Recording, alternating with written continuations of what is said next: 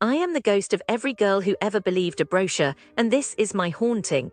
I speak in the key of student loan minor, tuned to the squeal of a San Francisco foghorn that sounds exactly like my mother saying, "Are you sure, sweetling, that art school costs more than our entire Soviet apartment block?" Spoiler, it does, and I still came, because they mailed me a viewbook thick as an Orthodox Bible, all matte stock and neon ink, promising that inside the Academy of Art University, San Francisco, I would become my best self.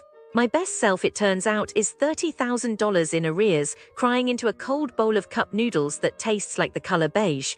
Let me unzip the corpse bag of details so you can smell the formaldehyde too. Day 1. The dorm lobby smells of burnt espresso and new plastic carpet, the kind that off-gasses headaches. The reception boy blazer 2 sizes too big, name tag crooked like a drunk horizon, hands me a welcome packet. The paper is already damp, not from rain but from the condensation of 1,000 prior palms that clutched it while their bank accounts flat-lined. I am assigned room 427. The elevator shivers upward like an old man climbing out of a Soviet bathtub. Inside my room, 2 beds, 1 roommate, 0 curtain rods, and a view of a brick wall so close I could lick the mortar. The rent, they whispered, is $40,000 for 9 months. That is $5,000 a month to stare at masonry. I do the math on my cracked phone calculator. I am paying $185 per sunrise, and the sunrise is blocked by bricks. This, friends, is what we call a bad deal. If you need me to explain why overpaying for darkness is depressing, congratulations, you are already smarter than the Bursa S office. I descend to financial aid, a room painted the exact color of anxiety. The line coils like a serpent digesting its own tail. When my turn finally arrives, the clerk lips chapped into white fault lines tells me my package is still cooking. She says it the way a cannibal might. I show her the award letter that promises $18 out of pocket. She blinks twice, clicks her tongue, and prints a new sheet. The new sheet says I owe $1,082. The number is typed in bold, the font equivalent of a slap. I ask why. She shrugs, a gesture so small it feels like a felony. Fees, she sings songs, mandatory. I learn later that these include a library fee, the library is closed for asbestos. A health insurance fee, I already have insurance from home, and me favorite tier student success fee.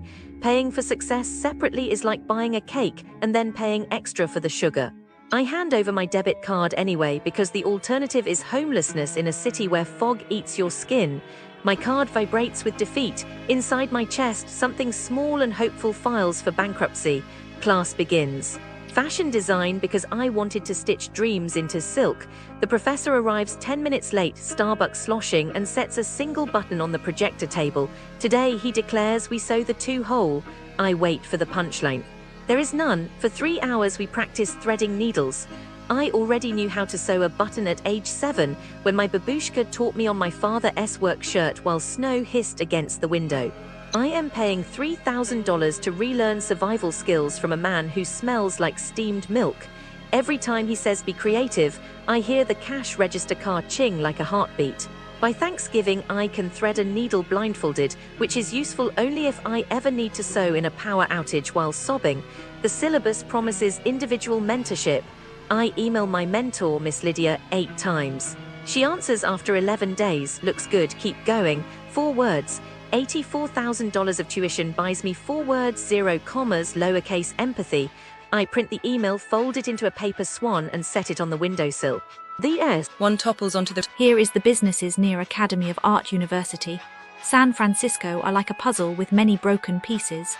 They promise a lot, but often fail to deliver, leaving customers feeling frustrated and disappointed. Nightclubs in this area are like a bad dream. They're overpriced, crowded, and the staff can be downright rude. Origin, a popular nightclub, has had multiple complaints about their unprofessional bartenders and overpriced drinks. One reviewer even reported being thrown out of the club without a reason.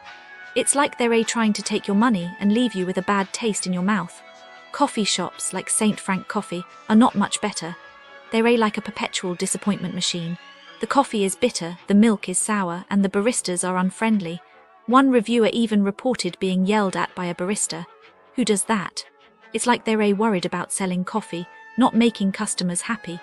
Spas like Senspa are like a relaxing oasis, but only in theory. In reality, they're often understaffed, overbooked, and the staff can be careless. One reviewer reported being double charged for a massage, while another was left hanging for hours without a therapist. It's like they're more interested in taking your money than giving you a good massage. Restaurants like Roaming Goat are like a box of chocolates. You never know what you're gonna get. Sometimes it's good, but most of the time it's bad. The food is overpriced, the portions are small, and the service can be slow. One reviewer even found a piece of metal in their lamb dish. Yikes, it's like they're playing a game of culinary Russian roulette. What's the common thread here? It's a lack of care, a lack of attention to detail, and a lack of respect for customers.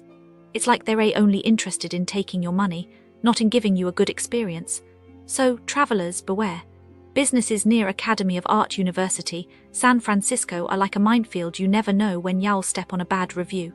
But if you're careful, you might just find a hidden gem amidst all the broken pieces. I am looking into crimes near Academy of Art University, San Francisco, and it's just so disheartening. Like you'd think it's all sunshine and rainbows around this beautiful university, but nope. Businesses near Academy of Art University, San Francisco are like super shady, They're all about making a quick buck off tourists. Like there was this one restaurant, Nick's Lighthouse, and the owners got caught bribing city officials for new port leases. Can you believe it? They must be thought they could get away with it, but luckily they got caught. I mean, what's the point of bribing someone if you're just gonna get caught, right? Now they might have to vacate their location, and I am like, good riddance, And then there's this parking machine QR code scam.